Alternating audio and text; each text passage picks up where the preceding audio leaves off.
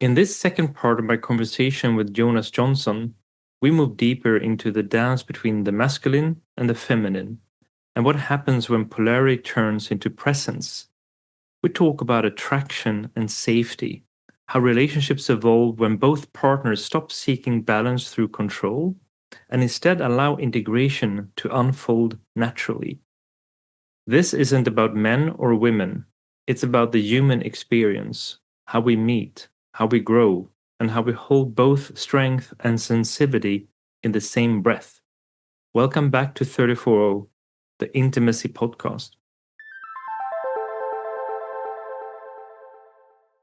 So I want to go deeper a bit on this, also for the listeners to go. I mean, you often talk about, and you're a synthesis coach, so the integration of masculine and feminine energy. So what does that actually mean in practice?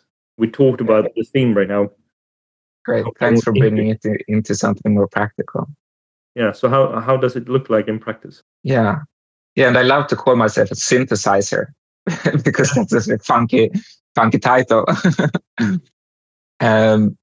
So how I actually do integration. So I think it's all about relationality. So I think when we talk about development, and we so often come from a mechanical paradigm where there's a problem we should fix. So if I'm shy, I should be strong and powerful. So I need to train to be powerful. But when we work with integration or synthesis, it's almost the other way around. So how can we embrace and make that part feel safe, that is afraid of stepping into the other pole or stepping into the other side? So maybe I feel very strong in control. Maybe that's a pole where I feel safe. Mm. And I have fears about letting go into surrender, because maybe I'm afraid it will become chaotic, or like everything become dispersed, or I will lose control. I don't know what's going to happen. So if I would train on surrender without also making the controlling part feel safe, I will have to struggle. I will have to fight for it. And eventually the controlling part will take over, but in unconscious ways, so it will come up. So I would say to do integration, if say I'm a lot in controlling and I see that's becoming a problem and want to let in more of aliveness or surrender, I would say to start to relate to the controlling part and the fears that controlling part has. Mm. So we can even start to talk with that part of ourselves, or like write with that part of ourselves like it's an actual human being, or like it's an actual thing, person we can relate to, and make that part feel safe. And when that happens, it automatically starts to feel open towards the other side. But often if we're strong in a pole, we have this, so if I'm strong in control, my pitfall then, or like my shadow side, is that I become rigid, right? Yeah. And my longing can be for surrender and aliveness. But then I also have a fear about the opposing pole's shadow side or downside, which could be chaos here. If we have too much surrender or letting go. I don't know if chaos is the wrong right word though. Yeah. If we have like the downside of surrender. Yeah. Chaos is maybe extreme, but it doesn't. I don't think it needs to be as far as chaos, but it can definitely be chaos. Yeah, so maybe incoherent or something, unpredictable. Maybe that's the thing.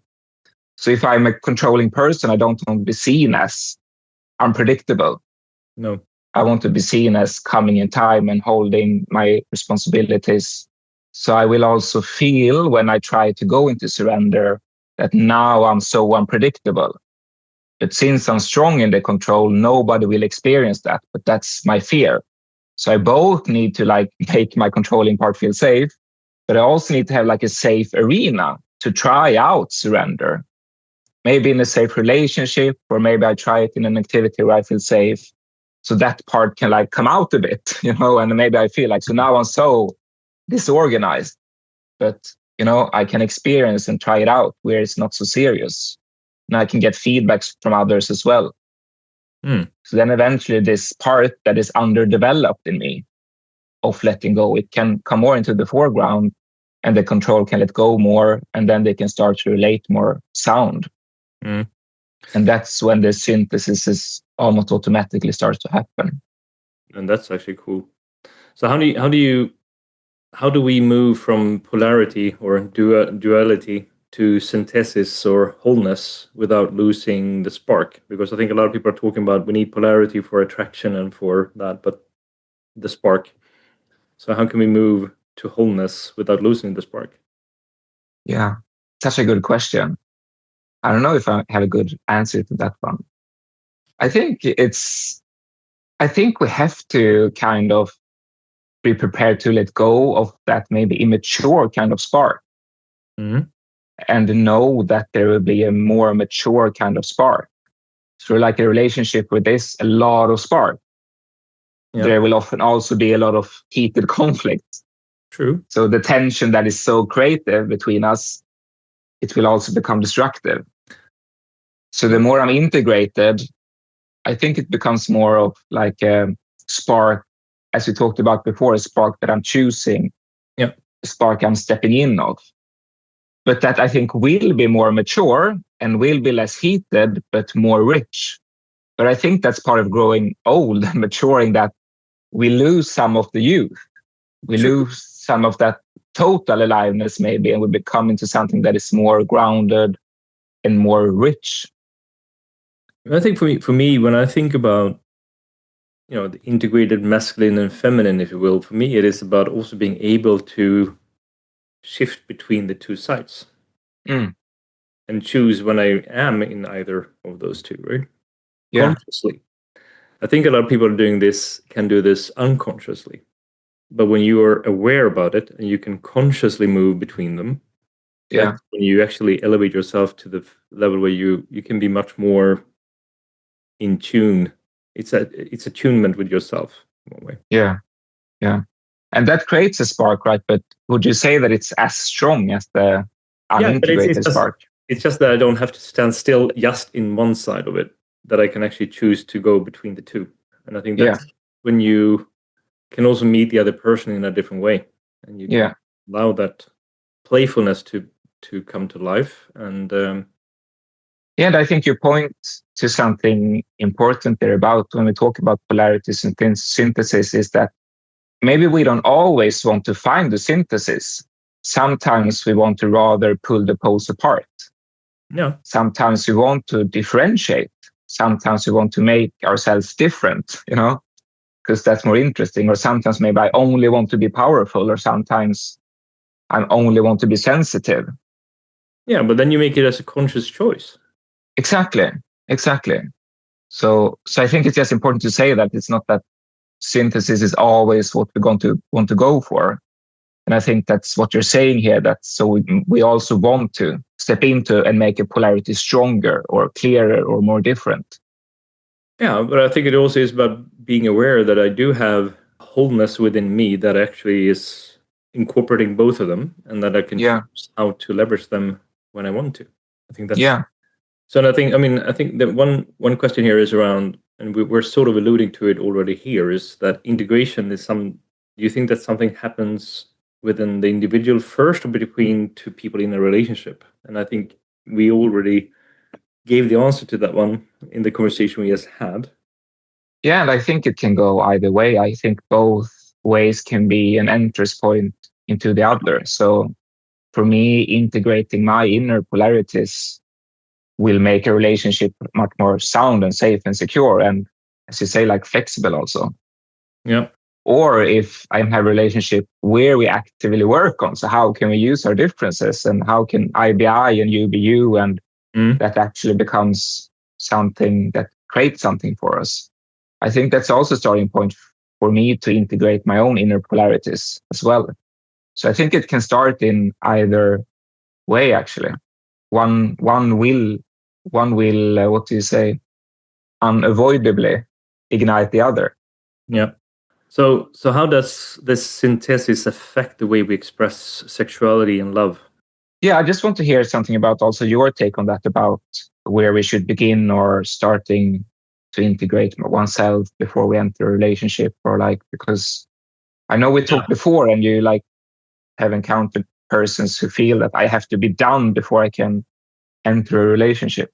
Yeah, and I think that's it's a long conversation. I think a lot of people, they go in the mind that they want to fix themselves. I don't want to go into a relationship before I'm fixed.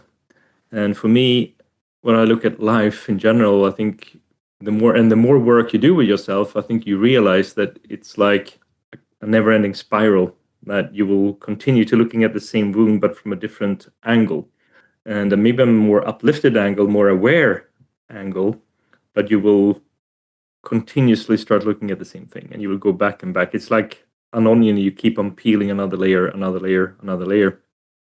And progress that you make with yourself, I think you can, the best way to see how much progress you made, I think you can do that in a long-term relationship. That's the best place you can check how far you've come with yourself. Yeah. It is in a long-term relationship you mirror yourself most, and it's the partner you live with that will trigger you the most. Yeah. And we all get triggered, and I think this is something that people maybe need to realize, that we will get triggered. Even though you do work with yourself, you still will get triggered. And the more important thing is, for me at least, is when I get triggered, I can make a choice. What do I want to do when I get triggered? The reaction. And I think a lot of people are going into this automatic way of, oh, I get triggered and now I want to pull away from the relationship, for example. That I'm avoiding and I'm going to run away. Or I'll go into fight mode and I want to start a fight, if that's the thing, right?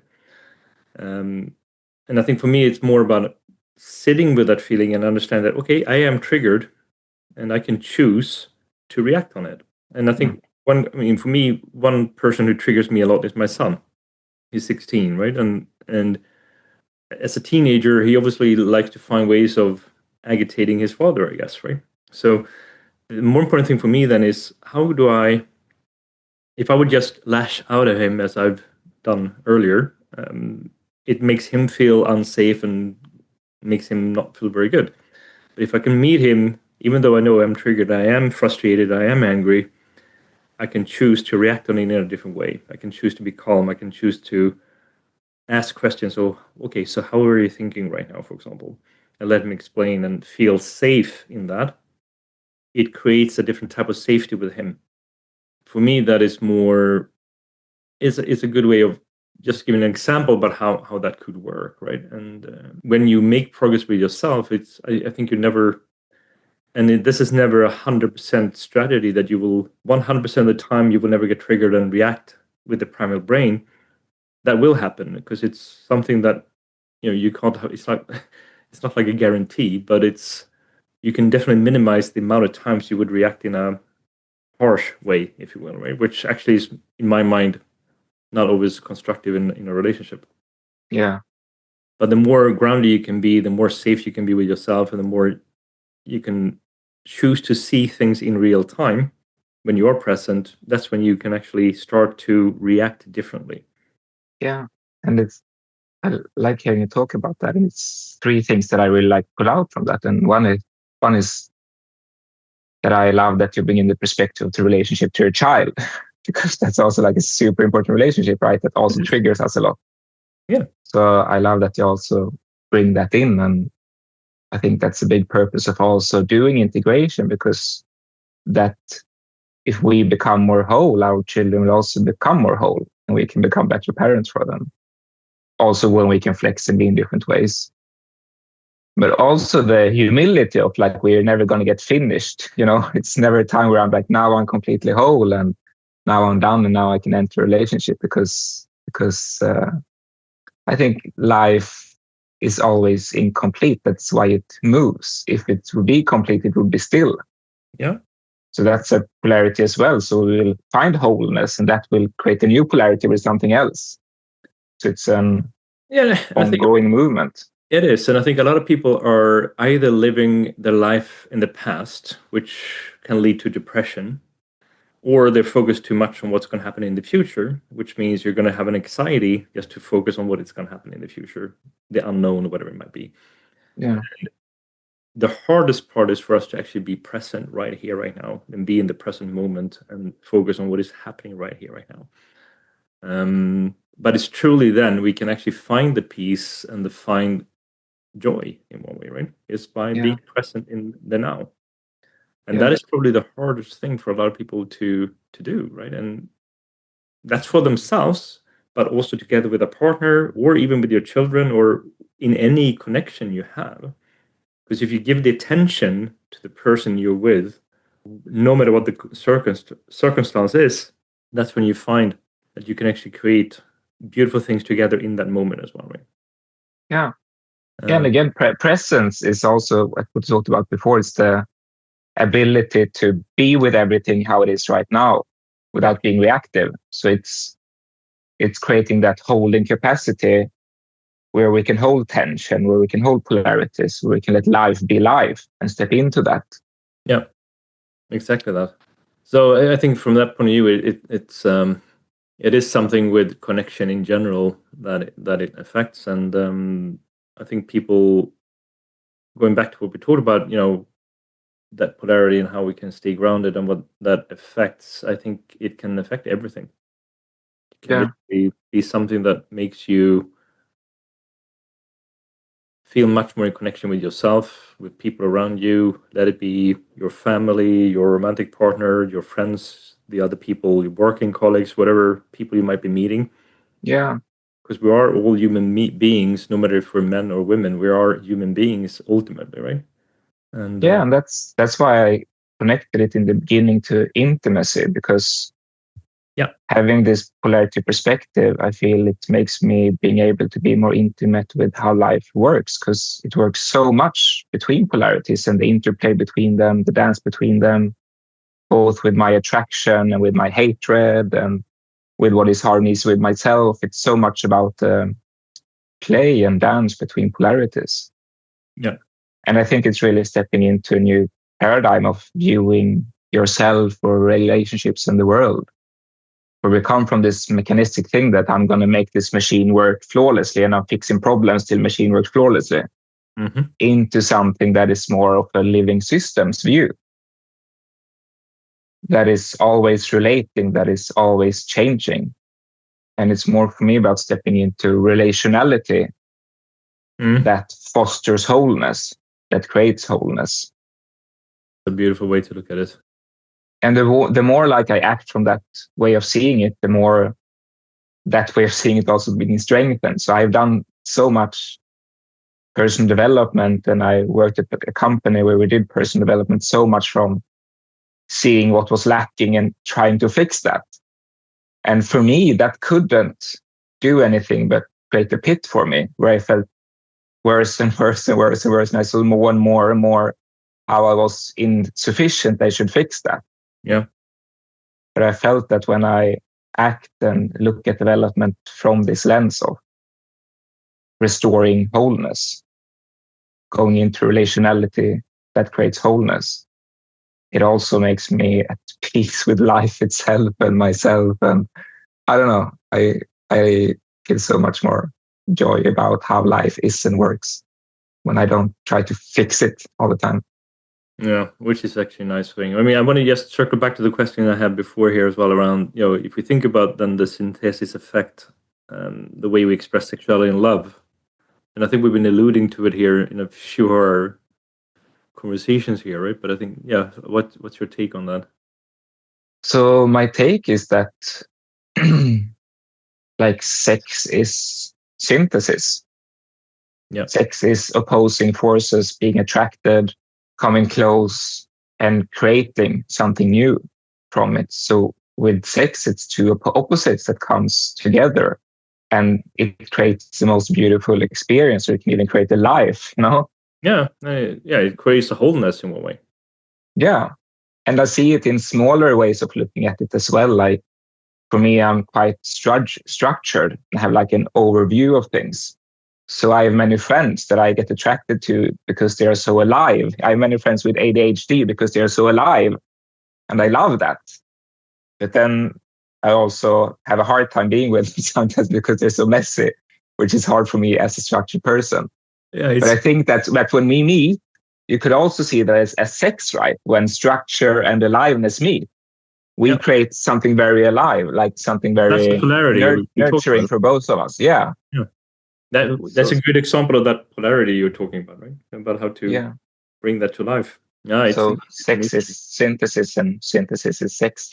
And to be able to do that in a rich way, we need to feel safe, as we talked about. We need to feel safe, and we also need to be able to be flexible and change poles and be in different ways for it to become really good. I completely agree on that. And I think there's a lot of people, a lot of people have a misunderstanding around sort of the balance, if you will, between masculine and feminine. What do you think those are? Say more, I don't understand the question. No, the biggest misunderstanding people might be having around the balance between the masculine and the feminine. Yeah, like the biggest one, I think, societally, is that we should erase it. That, we should be equal. And I think that many men we have talked so much about toxic masculinity, and I think many men feel ashamed of maybe their power, of their wanting to lead and stepping forth and taking, being powerful in the world. And it's like for women, they had to encounter the masculine pole. If they want to be successful in business, they have to also be like men. Yeah. And I think, and that actually confuses a lot of men the way I see it, right? Yeah. It confuses us all, I think. But what is beautiful about that is that both the sexes has been exploring the opposite pole. So men has encountered more of the feminine parts and women more of the masculine parts. But again, I feel it's some rigidness in that. So I think what I would like to invite is many of us needs to go back and find the masculine pole again as men, or for women to find the feminine pole again, and to see how we can let forth and use both those sides of ourselves become whole human beings. And I think some people, like for me, I feel that I'm quite balanced in masculinity and femininity. I like to be in both of them a lot. But I think some men or women have a lot of masculinity and really want to be in that a lot. So they maybe don't need so much, or they don't have so much of the feminine part, and the other way around. So I think it's also finding what is your synthesis here? How does it look in you when both those sides are safe and sound and relate in a good way to each other? How does that look? Yeah, and of course, it looks different in different contexts and situations. Exactly. And I think that's also where you need, in that case, a partner that would be very comfortable in the other way around, and not, that balance there, right? Yeah. That's it's an interesting way. But for me, I think what I see with what I hear from a lot of women I've been interviewing now, and it's sort of, in general terms, like 80% of the men has a hard time being with emotions, talking emotions. And I think as well, I think a lot of guys want to learn more and understand it better. Yeah. I think that also then creates confusion when you then have women are more and more in their masculine and not needing men in the same way as the traditional norm has been. So there's definitely been a shift that is changing the way men and women are with each other. And for me, I think a lot of guys are in a position where, they don't know how to be with a woman in one way, right? Almost. And then when they don't feel needed because she can hold herself and she's independent and strong. And then what is my role, perhaps?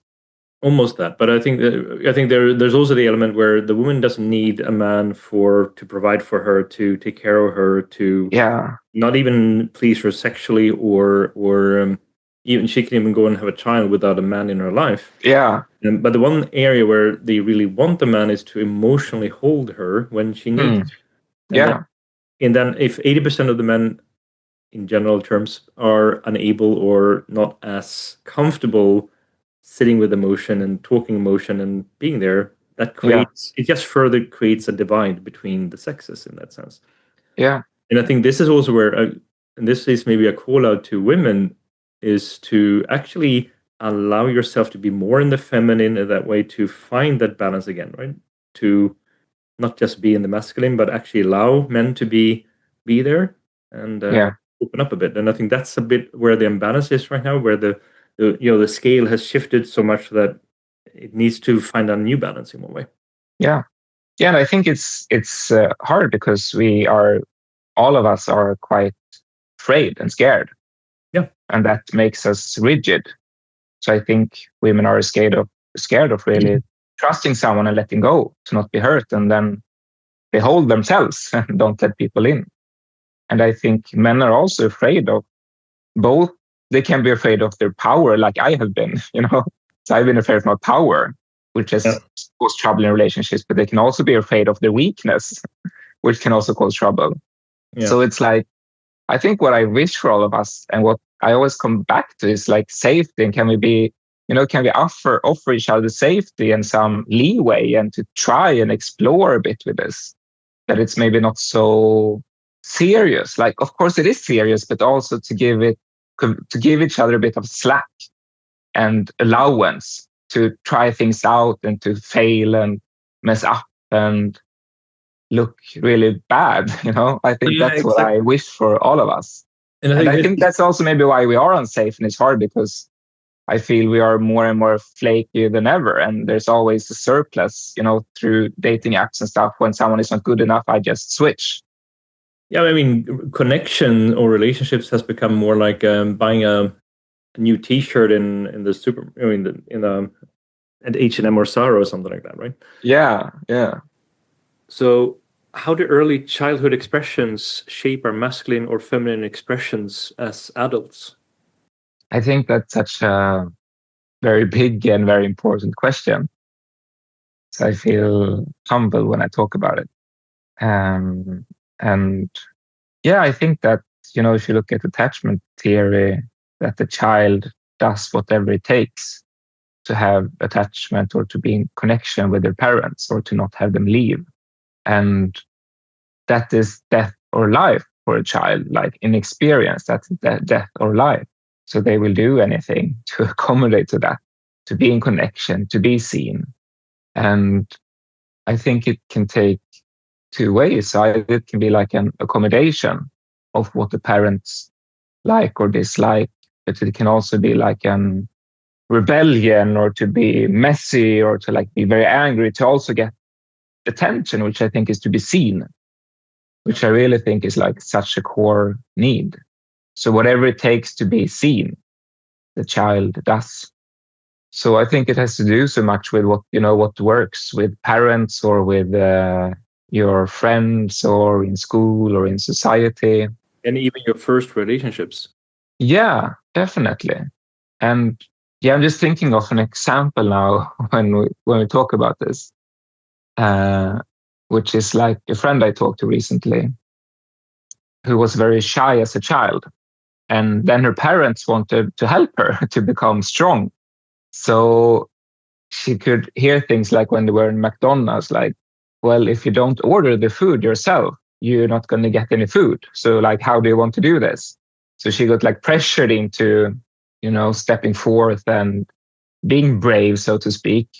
And then, of course, she became strong and she became independent.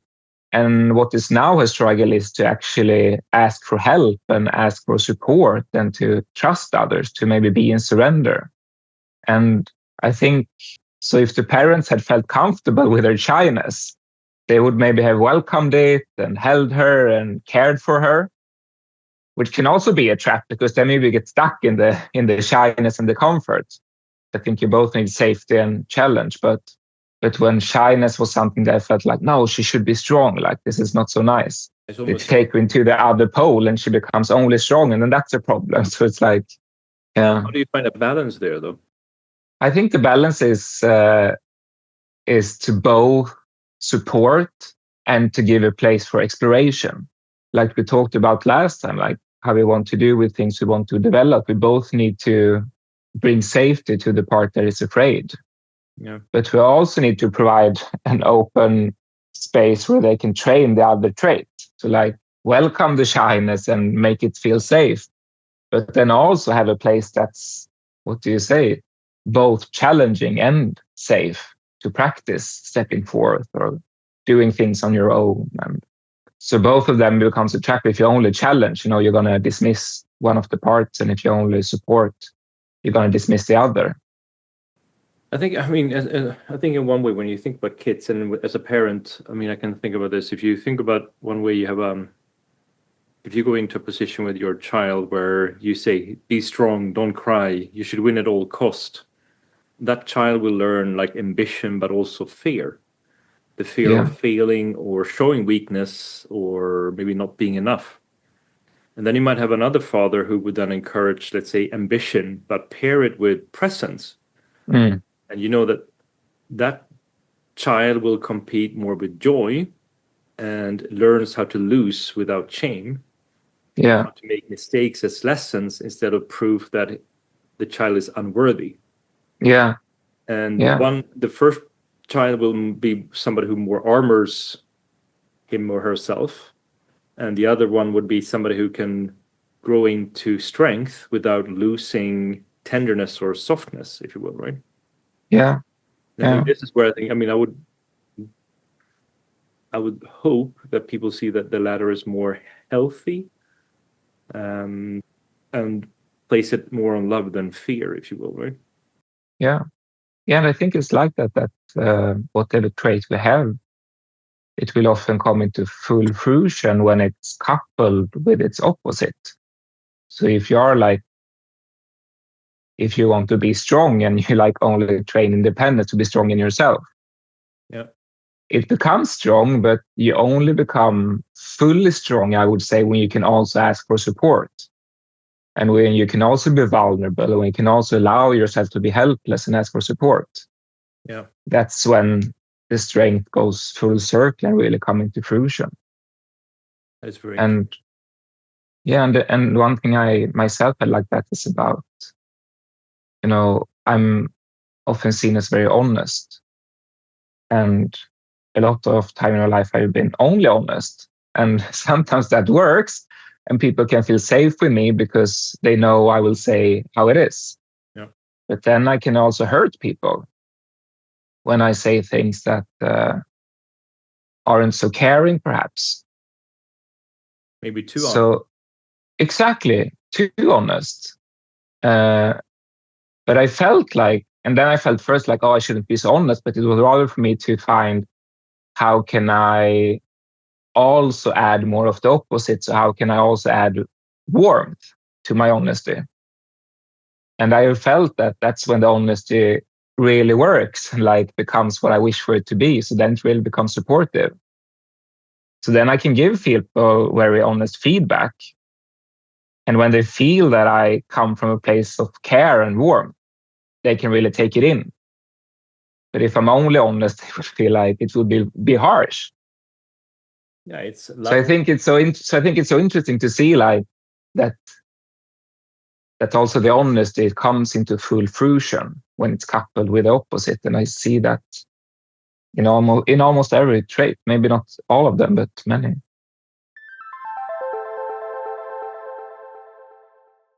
That was part 2 of my conversation with Jonas Johnson, a reflection on what it truly means to live in integration. Masculine and feminine aren't opposites. They are movements within us. When we learn to meet, not to fix, not to dominate, not retreat, something new emerges, a synthesis that feels both grounded and alive. If this conversation spoke to you, share it, reflect on it, and let it remind you that polarity isn't a power game. It is a dialogue between presence and trust. Thank you for listening to 34O. Until next time, stay open, stay balanced, and stay human.